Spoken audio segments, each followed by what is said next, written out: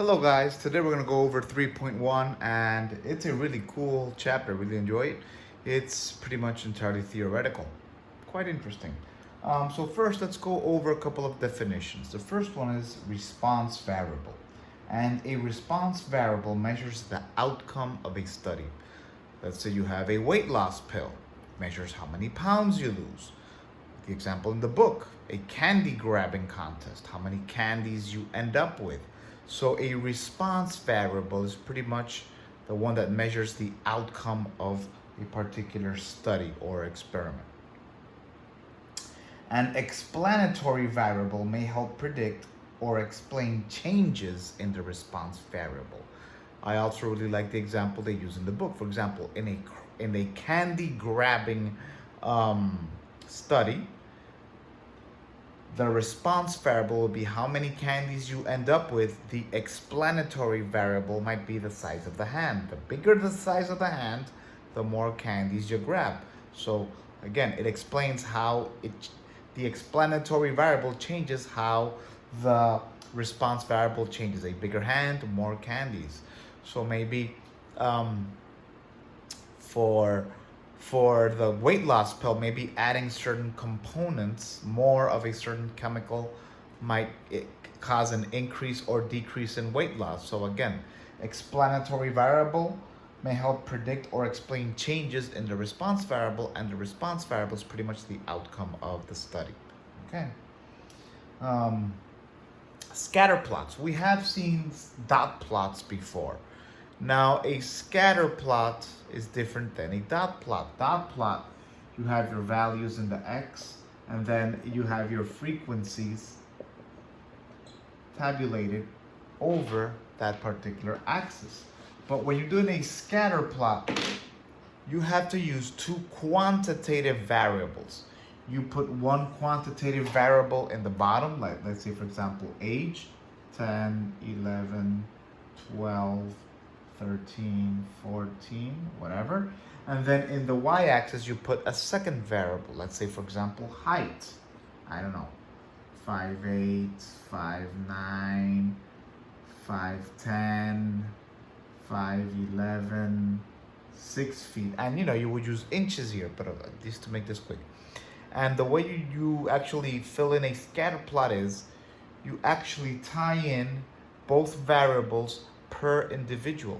Let's say, for example, a particular survey respondent was 13 years old and he was 5'10". You would put him here. He is a 13-year-old that is a 5'10" height. We have a 10-year-old that was 5'9". We had a 10-year-old that was 5'11". He's very tall. And you just continue filling each one like in that particular fashion. So let's go over the actual definition. A scatter plot shows the relationship between two quantitative variables measured on the same individual. Pretty much what I said. The value of one variable appears on the horizontal axis. The value of the other variable appears on the vertical axis. And each individual is a point on the data set. So that way you can see how both variables are related. Pretty straightforward. Again, an 11-year-old, a 12-year-old, a 13-year-old, and so on. That's how you fill a scatter plot. Two quantitative variables, and both, where they cross, that's where you put the dot representing the individual. And I think we only have one more theoretical, which has to do with correlation. Let me just confirm. I do think, yeah, we do see correlation. But pretty much positive association, negative association, no associations. This is pretty much saying the same thing as a strong correlation, a positive correlation, a negative correlation, or no correlation. But let's go over both ways to say it. So for example, when you have a positive association, the presence of one variable is linked to the presence of the other. So for example, time doing exercise and calories burnt. The more exercises you do, the more calories you will burn, and you will see more or less this kind of behavior.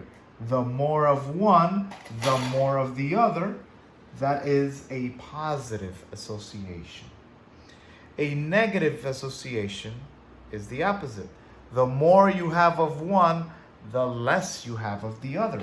So now, instead of calories burnt, let's say I do actual weight. And here I'd have the minutes of exercises done, I don't know, every month. So the more minutes of exercise you do, the less weight you will have. Note, this could represent a line, this could represent a couple different things. We're going to go over that in a little bit. But positive association, the more of one, the more I have of the other. Negative association, the more I have of one, the less I have of the other. And no association, no matter what I have here, doesn't affect the other one. So you'll see there's a couple of different ways to represent this. A constant would be one way. So again, no association. There is no relationship between one and the other. An increase of one pretty much doesn't affect the other. So that's no association. Now, even though that's one way to, look at this particular effect, I'm going to go over a couple of things I learned in med school, which will probably be better. It's actually the same, just worded differently, and it's going to go linked to correlation. And we saw that in 10th grade. I taught you guys that 2 years ago. So correlation, R, it's pretty much for a linear association between two quantitative variables. The correlation measures the direction and strength of the association. So how does this work? The correlation coefficient will always be between +1 and -1. It will never be above +1. It will never be below -1. Now, the farther away you are from zero, both positive and negative, the stronger the correlation will be. If it's a positive, like for example, if I give you a correlation coefficient of 0.99, that means it's a positive, almost linear behavior. If I have negative 0.8, it is a negative, but maybe not as linear, but it's still pretty good. It represents more or less a line. So the farther away a number is from zero for a correlation coefficient, the more it will look like a line. If it trends upward, it will be positive. If it trends downward, it will be negative. So let's say, for example, I have this. Well, I know it's trending upward, so it has to be a positive correlation. Doesn't look much like a line, but it's positive. So maybe, I don't know, 0.5, 0.4. It's very difficult to tell just via eyesight what the correlation coefficient is. You can plug those values into a calculator. It'll give you the exact correlation coefficient. But, you can tell if it's positive, negative. And I like to use the words strong, moderate, or weak. Strong, and this is what I wanted to teach you guys. When you're going over correlations, the first thing you have to say is either positive, negative, and then you can go strong, moderate, or weak, which is the same thing as the words we saw previously, which were positive association. Well, not really. This has to do with more how far away it is from zero, and they actually have specific values. I don't remember them from the top of my head. I'll get you those values. But for example, a positive strong is pretty much almost linear. A positive moderate, you can see an upward trend, but it doesn't represent a line. But you can see an upward trend. And a positive weak, it's even farther spread out, but I can see there is a somewhat positive trend. The same thing goes for negative.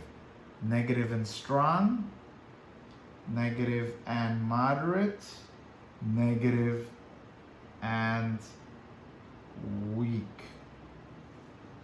Okay.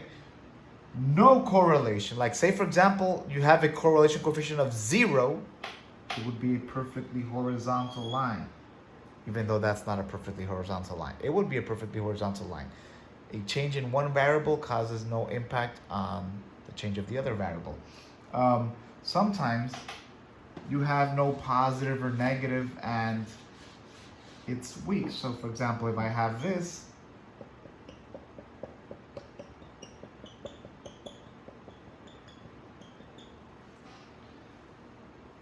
again, that's pretty much 0, close to 0.